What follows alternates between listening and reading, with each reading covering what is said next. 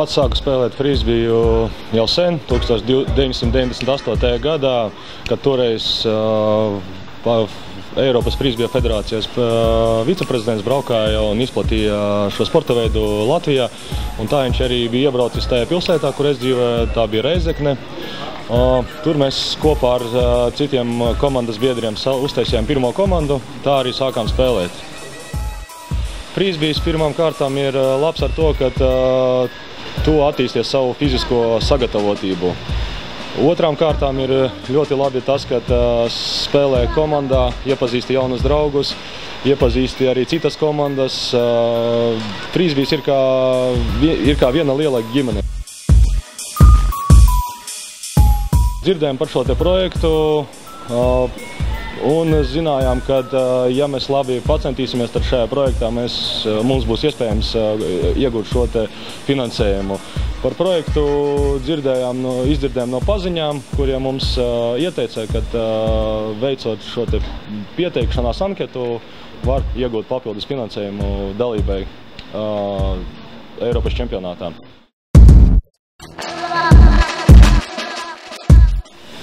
Uzvara nenāca viegli. Uzvarā mēs iesaistījām visus radus, visus darba kolēģus, visus paziņas, visu, ko vien varējām atrast.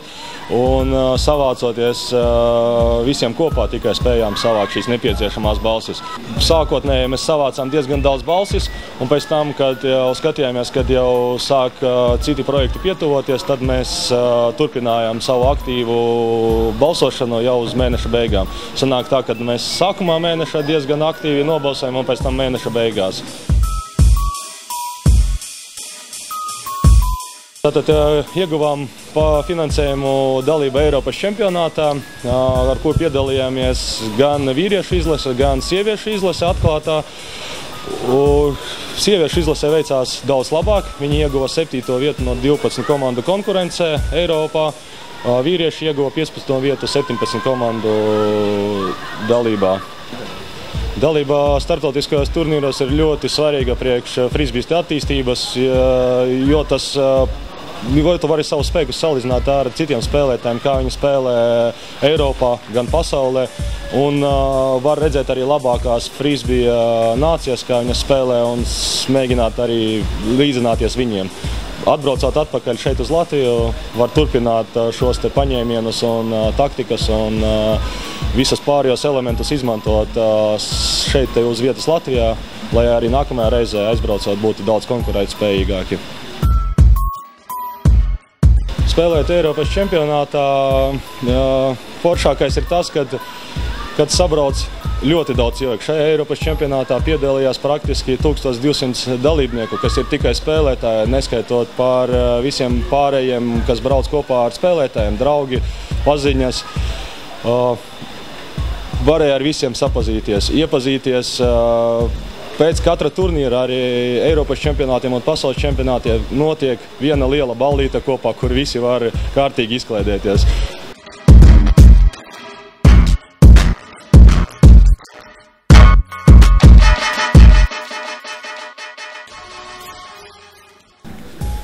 Pēc spēles tradīcija visos čempionātos ir viena. Abas komandas sanāk kopā un izrunā epizodes, kas ir bijušas spēlē, kas ir bijis labs, kas bija slikts, vai tika ievēroti spēles noteikumi, vai tika ievērots spēles gara princips. Spēles gara principi nosaka to, ka pirmām kārtām spēlētājiem ir jābūt godprātīgam, ir jāievēro visi noteikumi, kas ir šeit spēlē. Kā arī jābūt pozitīvai attieksmei gan pret savu komandu, gan pret pretnieku komandu, gan pret frisbiju kopumā. Frisbijs spēlē bez tiesnešiem, bet ir tā saucamie stafi, kas fiksē rezultātu un fiksē gūtos punktus, bet tas ir viņu vienīgais pienākums. Pārējo visu spēlētāji paši uz laukuma izšķir. Saskaņā ar noteikumiem viss ir atrunāts, kā šīs situācijas atrisināt. Un šīs situācijas risina tikai cilvēki, kas ir uz laukuma. Neviens no malas neiejaucās. Tāpēc šis sporta veids ir tāds, kā var teikt, viens no pirmajiem sporta veidiem, kur tiesneši netiek izmantoti vispār.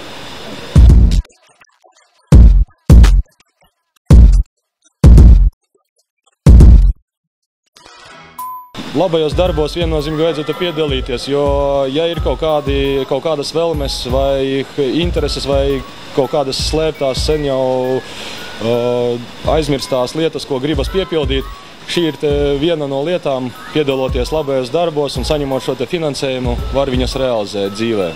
Tas ir viens no stimuliem, lai nesēdētu mājās un neskatītos televizoru, bet lai tieši sāktu pilnveidoties un attīstīties un sasniegt savu mērķi izvirzīto.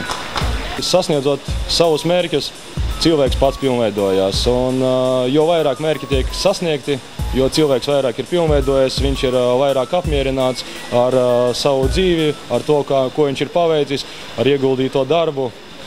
Tā viņš norūdās un varbūt pilnveidoties arī tālāk, gan ģimeniski, gan darbā, gan arī atpūtā.